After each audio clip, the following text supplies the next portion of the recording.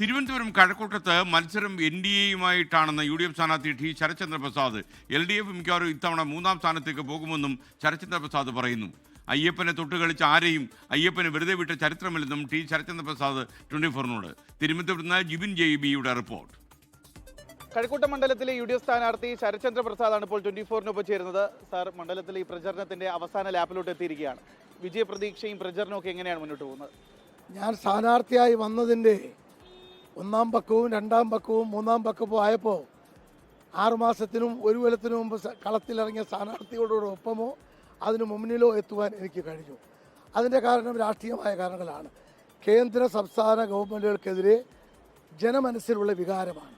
കേന്ദ്ര ഗവൺമെൻറ് SIRൻ്റെ പേരിൽ ജനമനസ്സിലുണ്ടാക്കിയ മുറിവിൻ്റെ അതിനുശേഷമുള്ള ഒരു തെരഞ്ഞെടുപ്പാണിത്. ശബരിമല സ്വർണ്ണക്കൊള്ള മണ്ഡലത്തിൽ ഒരു ചർച്ചാ വിഷയമായിട്ടുണ്ടോ? 100% ഇത് ചർച്ചാ വിഷയമാണ്.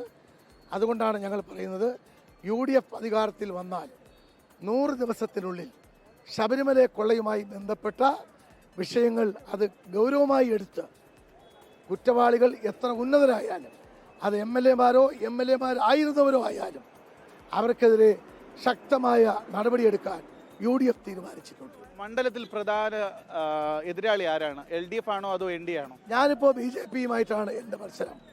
കാരണം LDF 3ാം സ്ഥാനത്തേക്ക് തള്ളപ്പെട്ടു എന്നുള്ള കാര്യത്തിൽ സംശയമില്ല. ഒരു സ്ഥാനാർത്ഥി എന്നുള്ള നിലയിൽ ഞാനത് പറയുന്നത് ശരിയല്ലെങ്കിലും എന്നോട് 24 ആ ചോദ്യം ചോദിച്ചപ്പോൾ പറയാതിരിക്കാൻ നിർവാഹമില്ലാത്തതുകൊണ്ട് ഞാൻ പറയുകയാണ്, BJPയുമായിട്ടാണ് എൻ്റെ മത്സരം. കാരണം ഇവിടെ ധാരണയുള്ളത് BJPയും CPMും തമ്മിൽ ധാരണയുള്ള 10 സീറ്റുകളിൽ 1 സീറ്റ് കഴക്കൂട്ടമാണ്. അയ്യപ്പനെ തൊട്ട് കളിച്ചിട്ടുള്ളവരാരെയും അയ്യപ്പൻ വെറുതെ വിട്ടിട്ടില്ല.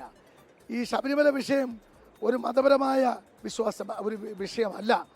എല്ലാ മതങ്ങളും അത് ഗൗരവമായി കാണുകയാണ്. കാരണം മതസ്ഥാപനങ്ങളെ ആക്രമിക്കാൻ ഒരു സർക്കാരും ഭരണാധികാരികളും ഭരണവർഗവും മുന്നോട്ട് വന്നാൽ അത് നാളെ BJP ചെയ്യുന്നത് പോലെ നാളെ ഇസ്ലാം സമുദായത്തെയും ക്രൈസ്തവ സമുദായത്തെയും അത് ബാധിക്കും.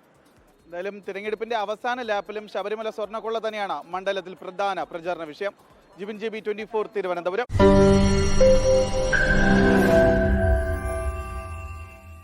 ലോകത്തെവിടെയായാലും ഏത് സമയത്തും 24 വാർത്തകളും ഓഗ്മെന്റഡ് റിയാലിറ്റി പാക്കേജുകളും എക്സ്പ്ലെയിനറുകളും വിശദമായി കാണാൻ ഞങ്ങളുടെ YouTube ചാനൽ നിങ്ങൾക്ക് സബ്സ്ക്രൈബ് ചെയ്യാം.